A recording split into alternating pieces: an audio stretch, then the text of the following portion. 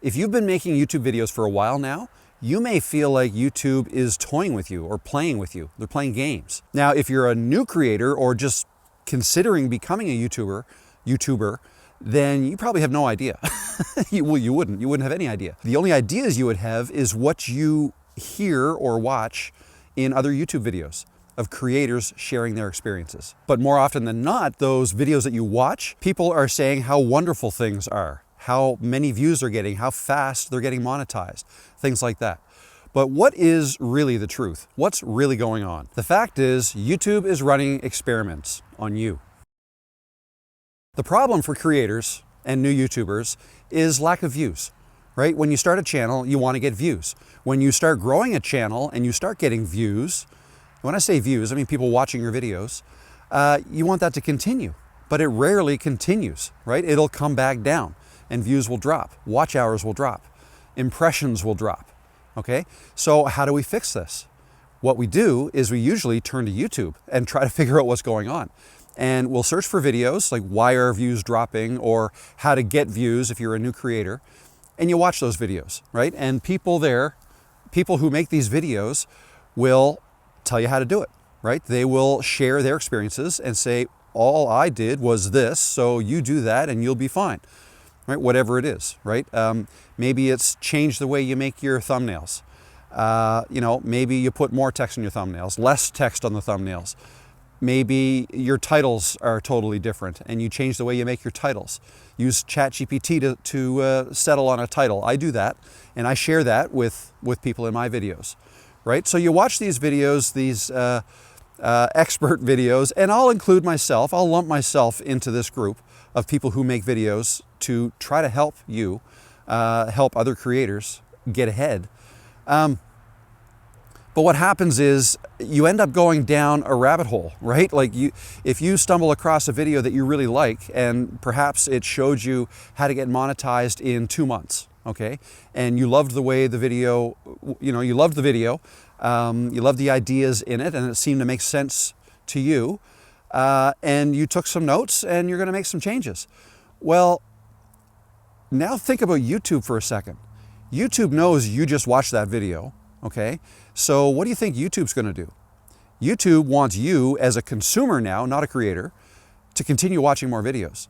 So they're gonna serve up more videos to you like the one you just watched, okay? And when I say serve up, I mean recommend. So it could be at the end screen of the previous video you watched, or in the right column in the margin, right, of the YouTube homepage, might show you there what video to watch next. And they're gonna give you more choices. Like if you liked watching that, maybe you'll like watching this, or that, right? Other choices. So you watch another video and another one and another one. And before you know it, you think you've got it all figured out. So you go back to the drawing board and you make some more videos and you do not get the results that you want. So that's a problem, right? At best, these creators of the videos you're watching are sharing their experiences, but telling you that that's the only way. Okay, the way they make their videos works, so it must work. It works for them, it must work for you. Okay, that's best case scenario. Worst case scenario is they're just regurgitating information they think is correct, whether it's because they watched other videos and perhaps they don't have any experience themselves, but they want to make videos, so they've watched other videos to try to learn, but they may be learning incorrect information, right? Or they're using ChatGPT or something like that to do the research, and it may or may not be correct. Okay, so worst case scenario, they're kind of regurgitating information they don't even know whether or not it's factually true. So whether it's misinformation or disinformation, you're being fed incomplete data and you're acting on incomplete data. So what's this about the YouTube experiment?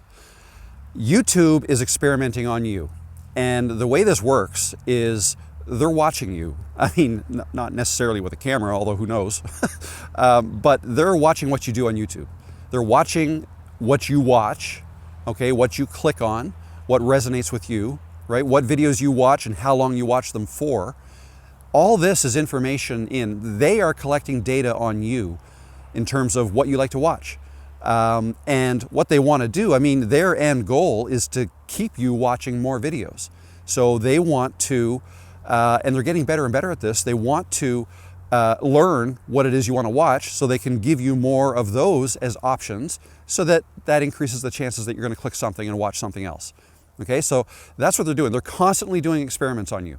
Not just you, but on everybody, every viewer out there. They're basically building a profile. Now, I don't like to think about it like that, but it's kind of true. When you're logged in to YouTube, they already know a lot about you. Your likes, your dislikes, what you like to watch, perhaps when you like to watch, things like that. They also are learning how you like to watch in terms of whether you watch on a TV or on a phone or a computer, tablet, whatever. They learn all this information. So that's from a viewer's perspective, okay? Watch history, watch analysis, if you will. But YouTube is also experimenting on creators, more specifically on creators' videos. So what they're doing is they test videos. When a creator uploads a video to YouTube, YouTube wants that video to get views. Well, more accurately, YouTube wants people to keep watching videos. But if you make a video that's a good video, considered a good video, then YouTube is going to put that out in front of the people it thinks wants to watch the video you made, if you're the creator. There's a whole bunch of testing that goes on. When a creator creates a new video and uploads it to YouTube, YouTube is going to push that out, or not necessarily push, make it available to subscribers of that creator's channel, but also to other people who are similar to the subscribers of the creator's channel, okay? They don't limit it to just subscribers. And in fact, they may not put it in front of all subscribers to that channel. If a subscriber perhaps has been subscribed for a long time, but it's been a long time since they've watched any of their videos, okay? So just because somebody's subscribed to a channel doesn't mean that person is always going to be notified that that creator came out with a new video. So just keep that in mind. YouTube doesn't necessarily value subscriptions as much as it used to. Now it's more like they're just getting better at understanding what people want to watch. So they try to put the right videos in front of the right people. So you as a creator can take advantage of that. If you are a creator, you can take advantage of that. And the way you take advantage of that is you flip the script.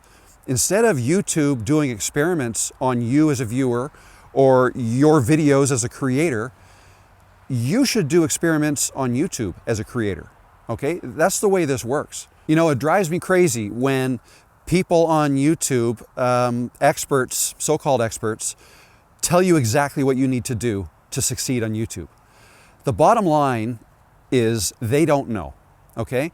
Nobody knows. All they know is what's worked for them and or their clients, okay, if they have clients that they help. But there's no hard and fast rules. And even if there were, they change. YouTube can change their rules at any time. All right, so I mean, just the minute you think that you've got something figured out on YouTube, you've found the winning formula and it works, so, I'm just gonna make videos like this and talk about that, my intros are gonna be like this, and this is how long the videos are gonna be, right? You think you've got a winning formula. As soon as you think you have a winning formula, it's not gonna work because things change. YouTube's algorithm changes. But more accurately, or more importantly, viewers' habits change over time, okay? The algorithm is not a living, breathing person. All it is a collection of, the way I think about it is, a collection of servers. It's a bunch of computers with computer programs designed to try to figure out what people want to watch, okay? So they put creators' videos in front of people and they measure them. Like, how well do they do? Do people click away as soon as they get into the video, right? And if they do, then the watch time is going to be down, or the average view duration will be down. So as a creator, you want to keep that up, right? You want to keep the average view duration up, keep people watching your videos. How do you do that? You make videos that they don't want to click away from, right? You have to make engaging videos. That takes time. That takes time. Very few people are able to do that when they first start on YouTube.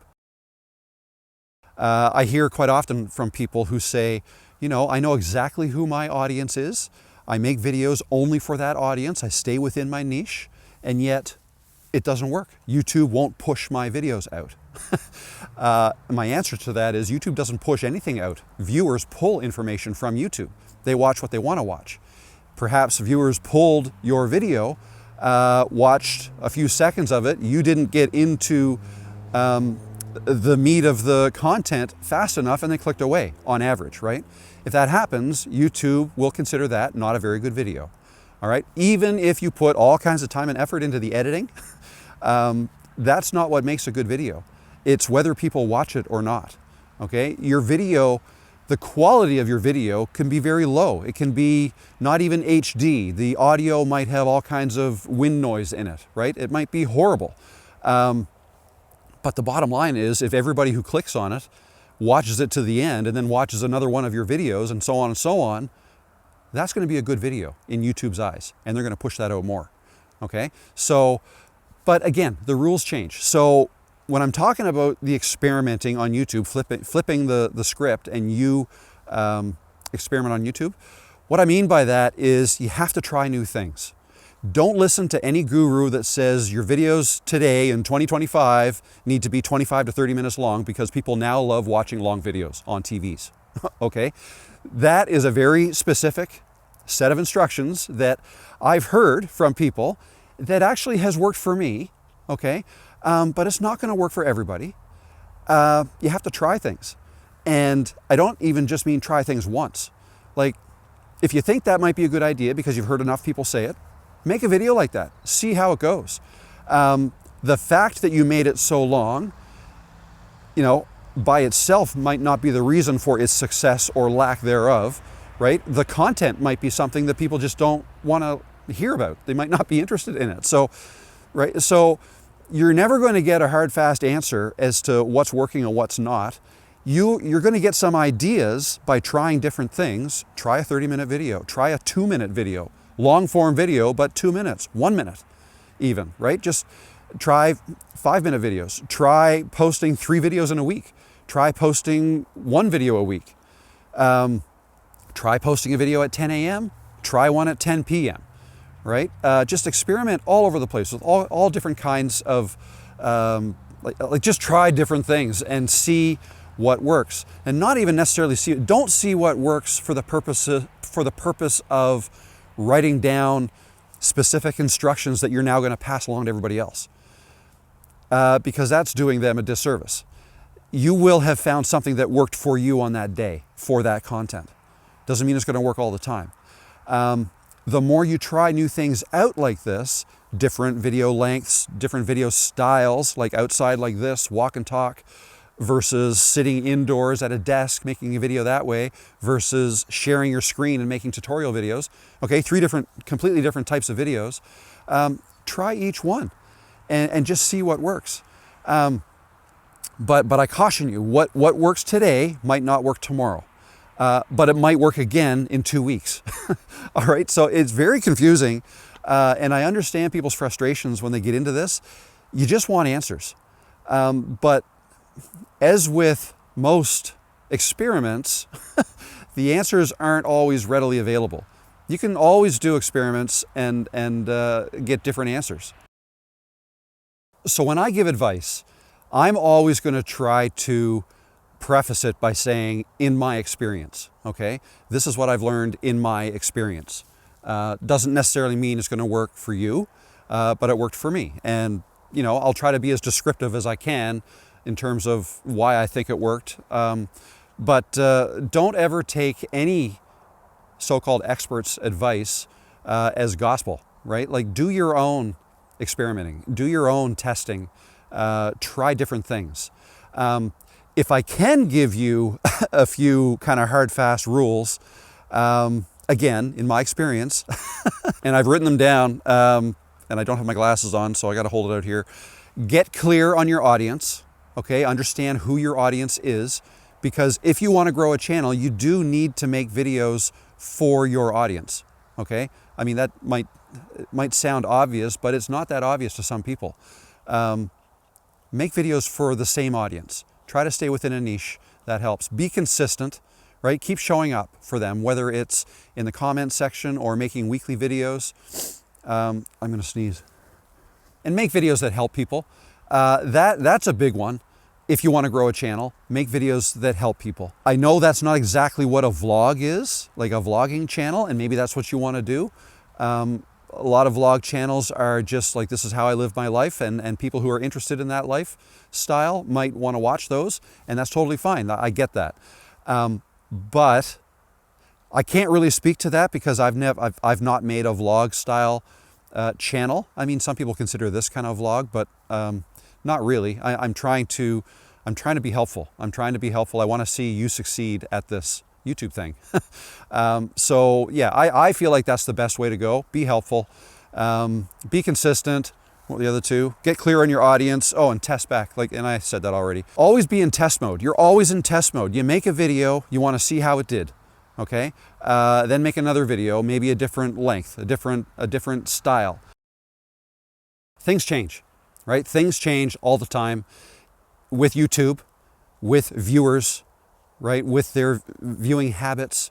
Things are always changing. What worked yesterday may not work tomorrow. So because things change, you have to change with it. And the best way to change yourself is to kind of change as you go and make that part of your journey. And that leads me to what I wrote this down because I love this quote. The joy isn't at the finish line. Because there is no finish line with YouTube. The joy is in the journey, okay? You have to enjoy this. If you don't enjoy this, then at the first sign of not getting the number of views you feel like you deserve or not getting monetized as fast as you would like, you may get frustrated and quit, okay? That's what happens to a lot of people. If you enjoy it and you're treating it like a hobby and it's something that you would want to do anyways in your free time, my eye is watering. Then you won't quit. You'll keep at it and yeah, enjoy it. Enjoy the journey because that is where the joy is. There is no finish line. All right, I've beaten that to death. Thanks for watching. My name is Rob. If you're new here, welcome. Thanks for watching. And if you're returning, welcome back. It's great to see you again. That's all I got to say. I'll see you in another video. If it's Tuesday, I will see you in my live stream. All right, have a great day. Bye.